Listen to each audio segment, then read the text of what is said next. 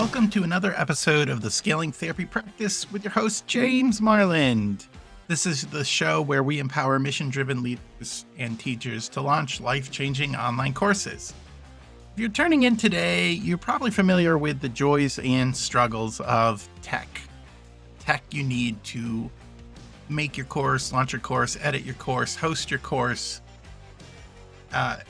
Whether you know it or not, you use a whole bunch of tech to do the things you need to do to launch your course.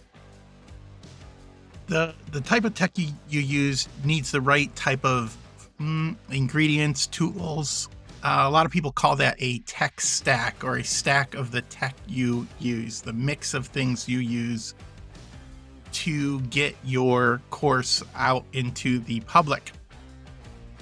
Well, today we're going to do a deep dive into my tech stack, the essential tools and platforms that I use to turn my content into online courses. You're going to learn some valuable tips on what content to use, or what tools to use, when to use them, and why I use them. And my general principle is I use things that are easy to learn, have lots of tech support from their creators, and they integrate well with the other items in the platform. So I'm not trying to learn many different ways of doing things, just learning one simple way to use my tech to get the best results. So if you've ever wondered what is the tech needed to launch an online course, I got you covered in this episode. Let's get started. Summer is the month for birthdays, and we've had a lot of birthdays in the Marland household. And with birthdays at the Marland household comes cake. We like our cake. We generally make Black Joe cake, which is coffee. It's like a chocolate coffee cake with peanut butter icing. It's one of my wife's relatives' favorite recipes. And since we like coffee, chocolate, and peanut butter in this house, we tend to get a lot of Black Joe cake. But when you think about a cake, you're thinking about the icing and the flour and the cocoa and all the ingredients that go into it to get the cake. But what if you didn't have a pan to bake that cake in? Would you be able to create that cake? Or what if you didn't have the spoons or the oven or a timer, or all the little things that you need to actually take those ingredients and turn it into something that is yummy and delicious? Well, today we're going to be talking about all the things that you need to take your yummy and delicious content and turn it into an online course. We're going to call this your course tech stack. What is a tech stack? It's all the computers and things and programs that you use to take your content and to turn it into life-changing online content. I'm going to go over several things here that I use to create my courses, my online courses, and I'm going to describe the function of what I am doing, and then I'll give you some options for programs, and I'll tell you the one I use and why. So the first item in the tech stack, I think the foundational item that influences a lot of your other choices, is where is the course going to be hosted? So you're looking for a hosting platform. This is often called the LMS, or Learning Management System. And this is where your course files live. This is what people log into. They register with a username or password. They can see all your courses, your library of courses, and it tracks where they're at. It provides them the documents, the video, all the content, your updates. And there are many of these choices to choose from. In fact, sometimes the choice of choosing a platform is overwhelming. I don't know about you, but I get overwhelmed when there's too many choices. I'm the type of person who, I've been to McDonald's 1,000 times in my life, but if they add something new, I still don't know what I'm going to order. Just order a cheeseburger, James. But when there's too many choices, it can bog you down. So what do you want in a hosting platform? want something that's easy to use, something that's user friendly, has good tech support. If you buy the most expensive or the one with all the bells and whistles, but you don't use it, are you getting your money's worth? I have two favorites for my hosting platform. I really enjoy Kajabi, and I've used Teachable in the past. Why I use Kajabi is it includes many of the other functions that I'm going to talk about all in one platform.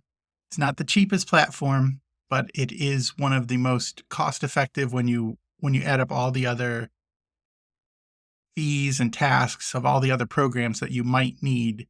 Kajabi comes out very close to cost for all the other things.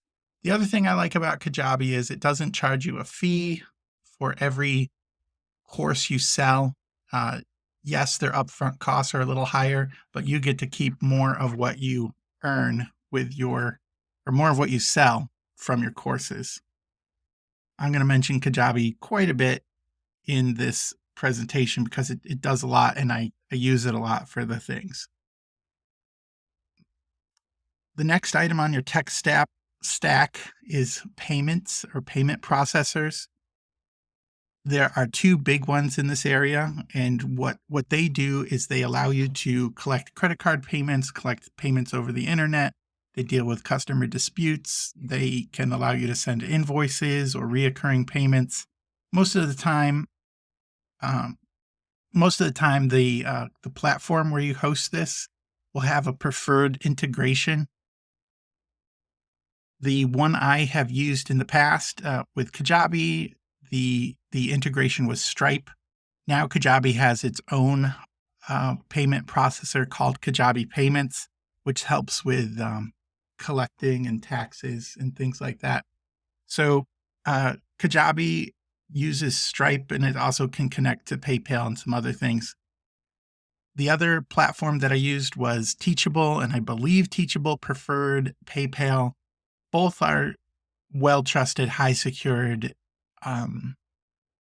sites. I did not have a problem with either one of them.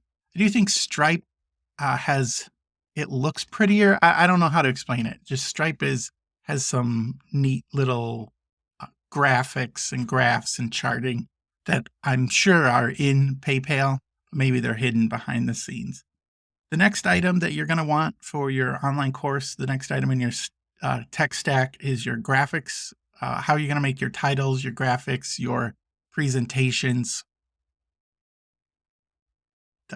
like even some editing of video, your social media content if you want to do that.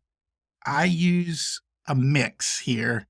I am a big Canva Pro fan. I've had a Canva Pro account for years, and it's something that I almost couldn't live without. And what I use that for is my title cards. I use it for my social media graphics. I have my podcast, so I update the podcast cards and the social media for that. So you cannot go wrong with Canva Pro, and it's relatively cheap for what you get. I don't know what it is per year. Maybe it's $120, I think, for a whole year of awesome graphics, video, sound, motion, presentations, documents. It's the whole package. The other program that I'm starting to use more because it integrates with Kajabi and it's also included in the Kajabi price is Adobe Express. That's included with the Kajabi platform, and there are some integrations where it says, hey, do you want to update this graphic? And you push a button, it takes you into the Adobe Express platform. You push save and bam, it appears in your program. It removes a step. And of course, Adobe is high quality. I like it for how it deals with text and some graphics, and you get some credits, some AI credits, I believe. So it's pretty awesome. But you're going to need some sort of graphics for either your presentations as you teach your course or your graphics that you're going to add to your course hosting, like the web page that you host. Speaking of web pages, it's very important to have a web page. I have a web page that's hosted on Kajabi. I also have a web page where I started. I haven't removed that page yet. That one is on Squarespace. I love editing in Squarespace more than Kajabi. Just I feel like it's what you see is what you get. Editor is a little easier to use. Um, I can move things around. I think the editor in Squarespace also corrects the mobile version a little better or quicker. You can do those things in Kajabi, but it's more of a edit it and then it shows up on the right side of the screen and you can't edit the right side of the screen. It's not hard. It's just I do prefer the uh, I edit something and it's changed automatically. I don't have to wait for anything. But you do need a web page for selling and where are people going to go to find your course? Where are they going to get your lead magnet? If you have one, how you're going to give forms for people to sign up. So definitely a web page is very important. It's important in the tech stack. And once again, it's included in Kajabi. Another thing you're going to need is email. Like, how are you going to connect with people? How are you going to do your email newsletters or tell people that have signed up for your course that you either have a new one or you're doing a new iteration of it? Kajabi has some built-in email platforms. So that's one less program that I have to use.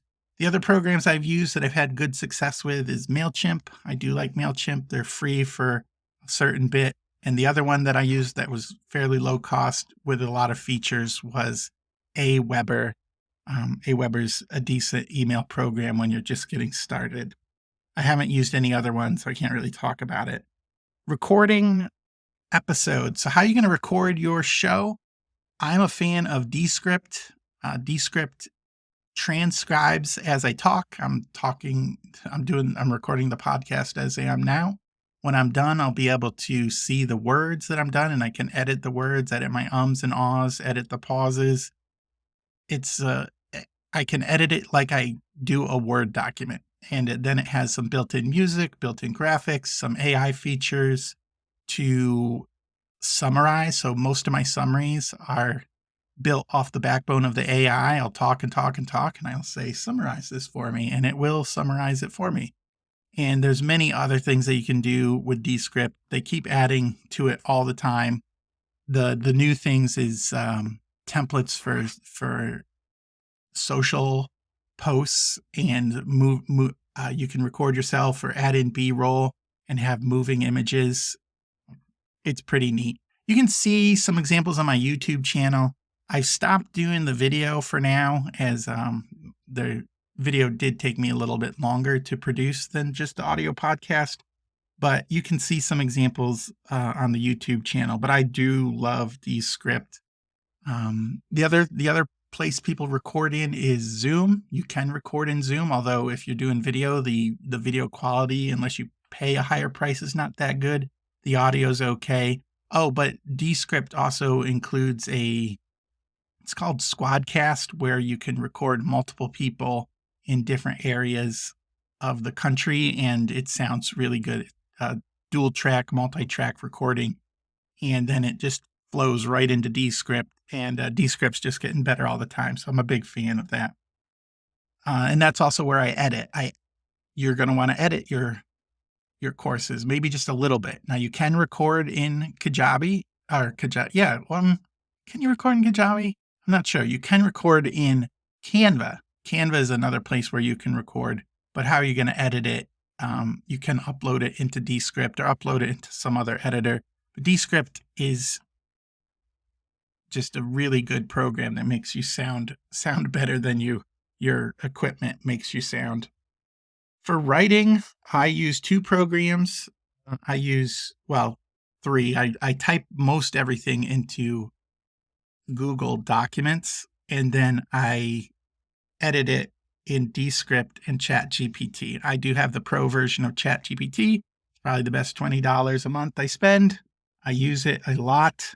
And it often, when I'm doing podcasts or doing material, but I don't know how to organize it, I will talk. I'll use the voice recorder in Windows. That's Windows key H. and I'll just talk. I'll talk for 15, 20 minutes and I'll say, hey, organize my thoughts. And it will give me an outline, and then I'll read that more organized outline. So definitely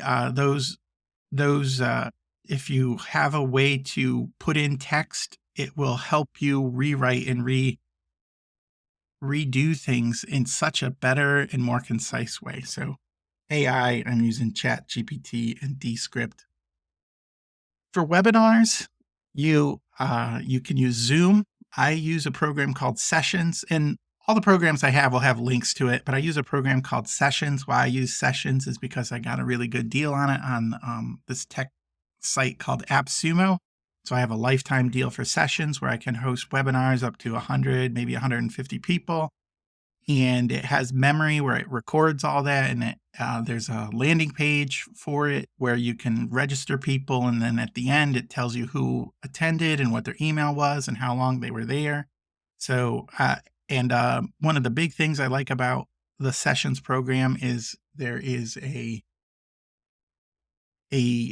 calendar feature where people can just schedule individual meetings with me. So that has replaced Calendly. Final thing that I can think of right now is social, and generally I use social. I use Facebook groups. I post a lot into Facebook groups. I try to be a good neighbor, try to talk to people about building online courses and help people. And then I have a group where people can post their questions for me. So that's it. That's pretty much my tech stack. Those are the pots, pans, spoons, and oven of course creation so that it can take the yummy content and deliver it to people in a way that they will enjoy it. So what's your tech stack? Do you want to email me, james@coursecreationstudio.com, james@coursecreationstudio.com. Let me know what you use and do you agree with some of the choices. Maybe you have a better hosting platform than Kajabi or Teachable. I'd love to hear what everyone is using. That's it for today. Thanks for listening to the Scaling It Therapy Practice. This is James Marland, hoping you put your mission in motion.